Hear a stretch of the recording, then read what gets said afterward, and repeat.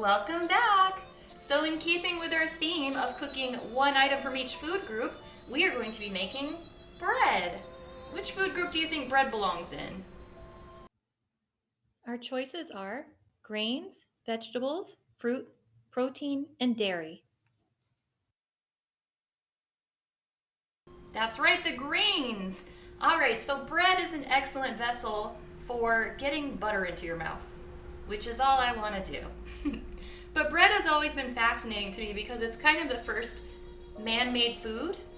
Like, you're not going to find wild bread on the range.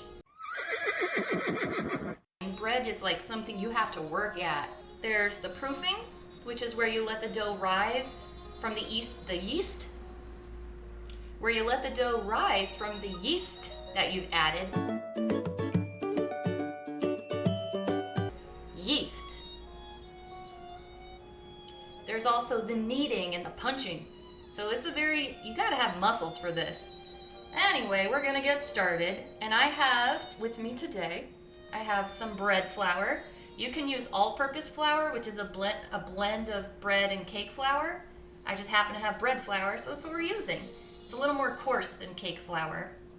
Then we have 1 packet of yeast, rapid rise instant yeast.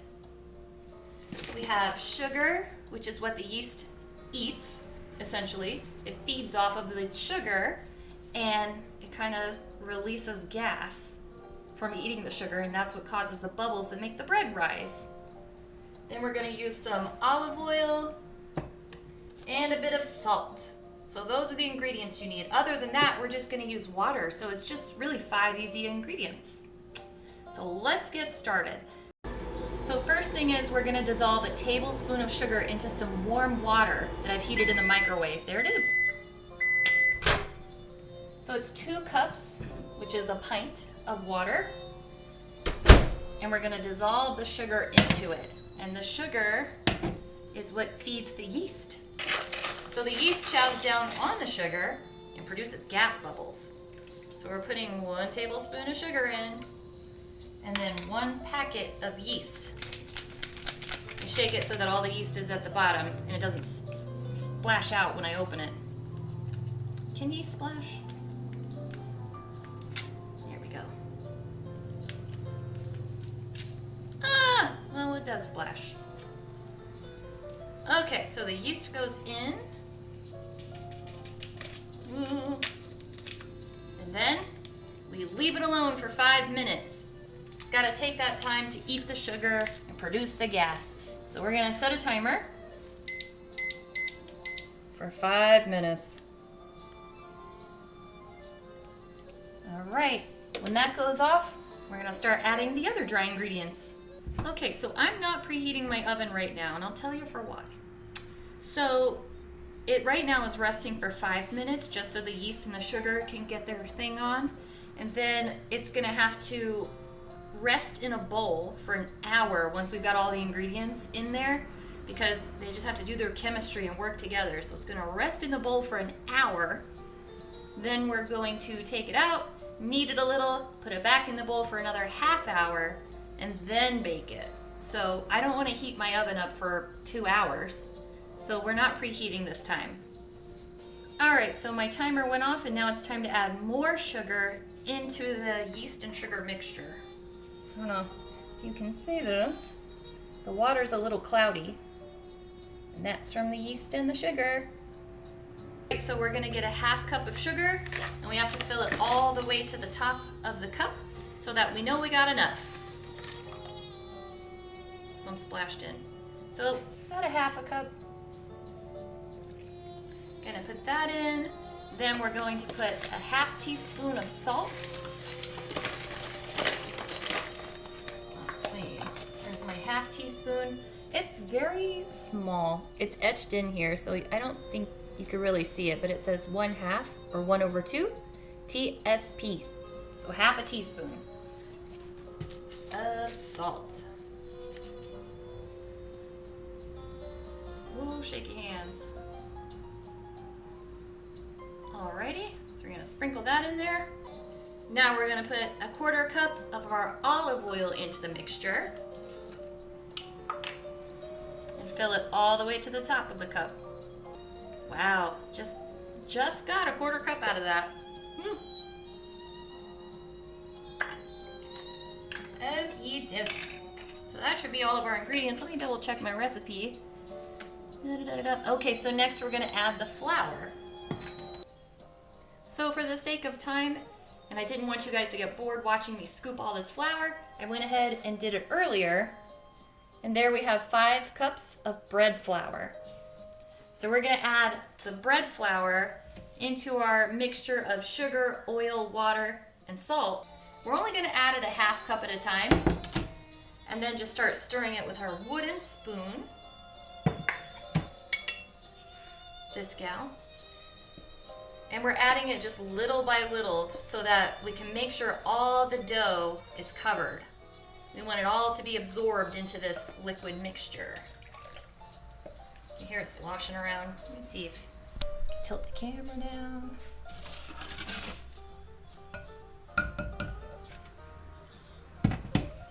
So I'm gonna keep adding it little by little.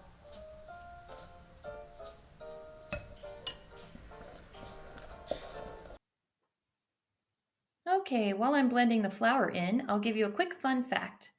So historians have found evidence of bread dating back as far as 8000 BCE, which would be 10,000 years ago. Specifically, hieroglyphs were found of bread making in the ancient Egyptian pyramids. Now at this point, is it blended all the way? No. So what I'm going to do now is actually turn this out onto this wooden cutting board. The word escaped me. I'm going to turn this out onto the wooden cutting board. I'm going to sprinkle some flour on it so that the bread doesn't stick, and we're going to knead it. And knead, spelled K-N-E-A-D, is we're just going to massage the dough until it's all incorporated, and that actually helps loosen up the gluten and make it sticky so that your dough can stretch and stay together and rise.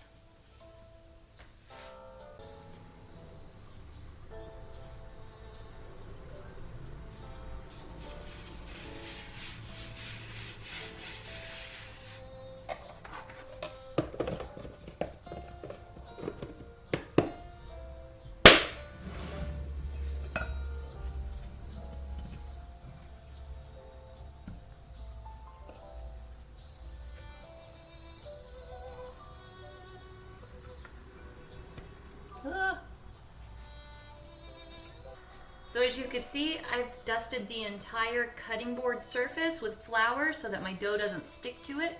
And now I'm just gonna massage it. For the sake of time, I'm fast forwarded this part, but I'm gonna be kneading for 7 minutes. All right, so my bread is all kneaded and blended very nicely. Let me get close so you can see it. Look at that.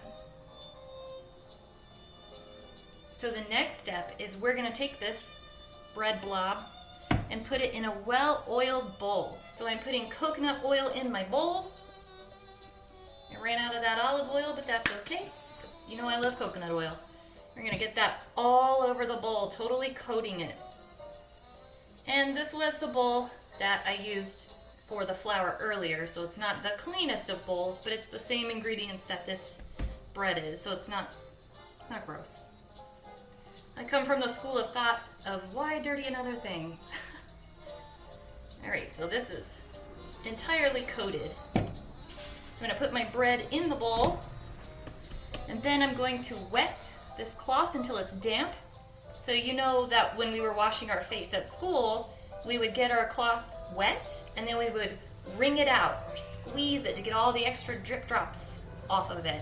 We just want it damp, not soaking wet. Well, we have our damp cloth now. Just gonna put it on top of the bowl, and we're gonna leave it alone for 1 hour. This is called proofing.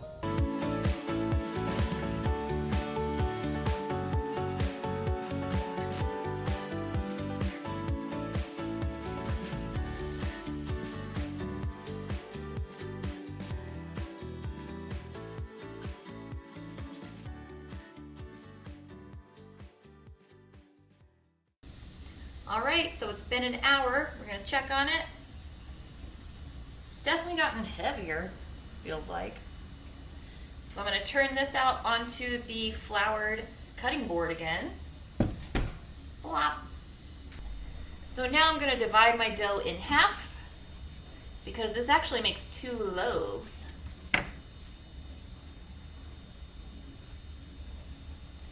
All right, so we're going to knead them for another minute. Oh, it smells yummy.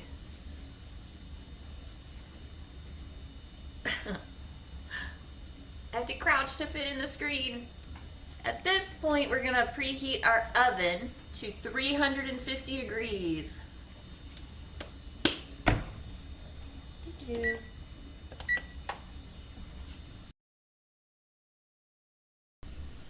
All right, so this is gonna make 2 loaves. So I have 2 bread loaf pans, and I'm going to spray them with our handy dandy Pam so the bread doesn't stick to the pans.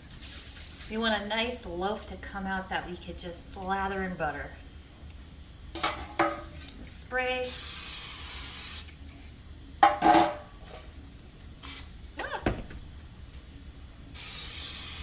spray the whole thing. You want to make sure you get all the sides and the corners and the bottom. Get the whole thing. Then we're going to take one of our dough balls, plop it right in, and kind of spread it around. See, it kind of takes up the whole space, and it's going to spread in the oven, but we want it to be kind of even when we put it in there. Do my second one. Smush it down a little. There we go. So we're going to let it have a second proof, and that's just going to be while the oven is preheating. So in about 15 to 20 minutes, when the oven tells me that it's ready for the bread to come in, that's when it's going to be done proving. Okay, so the oven is done preheating. It's time for the bread to go in. So here we go. We're going to leave it in there, both loaves, for 35 minutes. Can't wait to see how it turns out. So while the bread is baking, I'm going to say something controversial. Carbs are good for you. What? Yeah. In moderation, carbs are good for you. Complex carbs break down into glucose, which your brain uses as fuel, and your brain is in charge of everything in your body. And even fiber is a type of carbohydrate. Your body can't break it down, but it uses it to clean the system out. So carbs, in moderation, are good for you. All right, here we go. It's coming out of the oven. It's warm. Oh, it smells so good. Let me show you. I don't want to touch the pan. Oh my goodness. Looks so good. All right. We're going to let that cool for about 10 minutes and then we're going to try some. Okay. I've got my butter loaded up. And give it a try. Oh my God. Okay, well I have to eat 2 loaves of bread tonight, I guess. It's so good, I'm gonna probably finish the whole thing. So, if you want to try making bread, I'm gonna post a recipe at the bottom of this video, on the assignment on the Google Classroom, and let me see what you make. All right, bye.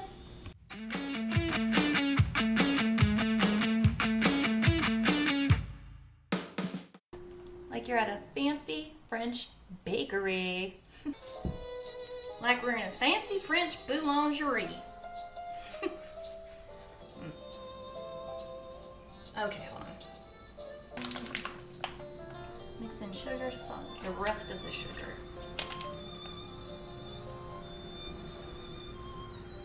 Well, how much sugar is that? Oh, half cup. Oh, so I need the sugar. What am I doing? You're heavy.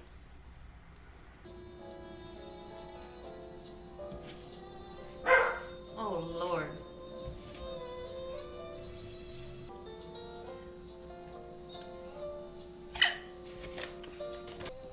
So to keep you no. So as you can see, I have dusted the entire rolling pin. Nope. God, you sound like you tooted. Good Lord. Beard. Bread. So we're going to let it second proof. Ooh. Is that a fanny pack? It is. Je ne connais pas le français. Oh, Monsieur Julien, mon petit chien. Et je l'aime avec tout mon corps. Right? Je t'aime tellement. Mon petit chou. Hey. He doesn't care. There's a squirrel outside. He doesn't care.